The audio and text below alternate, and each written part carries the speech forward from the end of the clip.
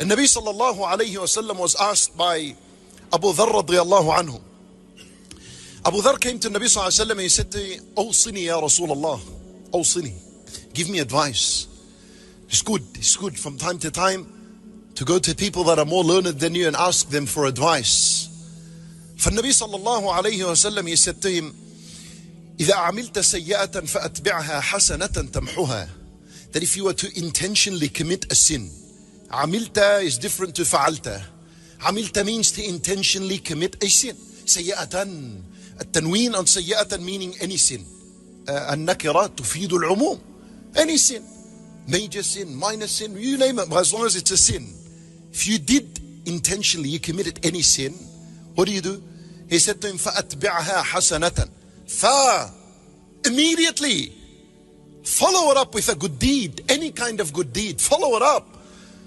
Don't sit there and say this is not the right time to ask Allah for forgiveness.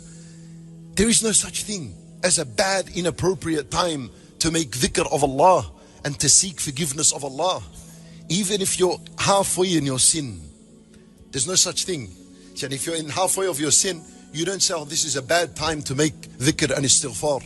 Let me wait until I finish my sin and then I ask Allah for forgiveness." No, this is wrong. Who gave you this understanding? But that, when you are committing the sin, that is when you need dhikrullah. So it can get you away from this desire, from this temptation. Because at that moment the heart is dead. And nothing would revive the heart other than dhikrullah. So إذا عملت سيئة فأتبعها حسنة. Immediately follow it up with a good deed. Any kind of good, do anything. What's the result? تمحوها. It wipes it away. Then Abu Dharr radiyallahu anhu, جزاه الله خيرا, he asked a very important question. He said to him, "Ya Rasulullah," he said to him, "Amin al-hasanati la ilaha illallah." It's from among the hasanat saying La ilaha illallah. That's a big question. When Nabi sallallahu alayhi wasallam answered him, but the answer is huge, it's incredible. He said to him, "Hiya afdalul hasanat." It is the best of the good deeds. Nothing is better than La ilaha illallah. Nothing. You know why?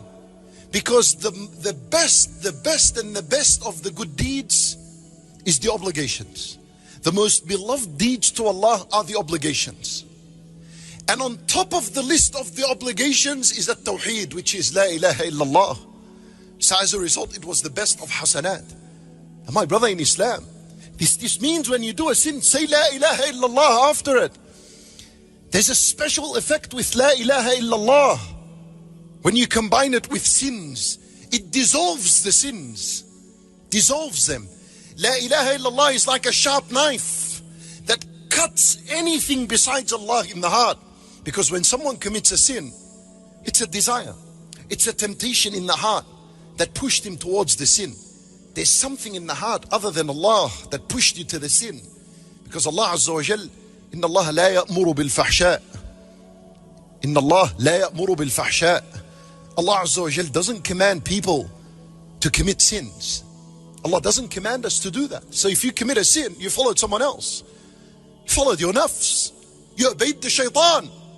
Allah Azza wa Jal said, "Ya alla ta'budu shaitan. Alam a'ad ilaykum ya bani Adam alla ta'budu shaitan." Didn't I tell you, oh man, do not follow the shaitan? So you obeyed, you followed something. And then you need to cut that out of your heart. How do you do that? With La ilaha illallah. And La ilaha illallah can only come from the heart and then uttered on the tongue. Why? Ulama rahimahumullah, they said, لأن حروف لا إله إلا الله جوفية. The letters of La ilaha illallah are all internal letters. This is symbolic, and it implies the fact that it is supposed to come out min al-jawf. It comes out internally from inside, from the heart. And then it's uttered on the tongue. And you say La ilaha illallah after a sin. Wallahi, it's as though you poured ice on something that is hot, because sins, they have heat to it. تطفئ الخطيئة كما يطفئ الماء النار. Oh, Nabi sallallahu alayhi wa sallam said, تحترقون تحترقون. When the Nabi sallallahu alaihi wasallam described sins, he compared them to fire. Someone burning. You know, if we put petrol and burn someone, what happens? He runs left and right. The only thing is just turn me off right now. Or if not, just let me die from my misery. That's how sins are. But in the spiritual world, they're like this. We need to see them like this and deal with them like that.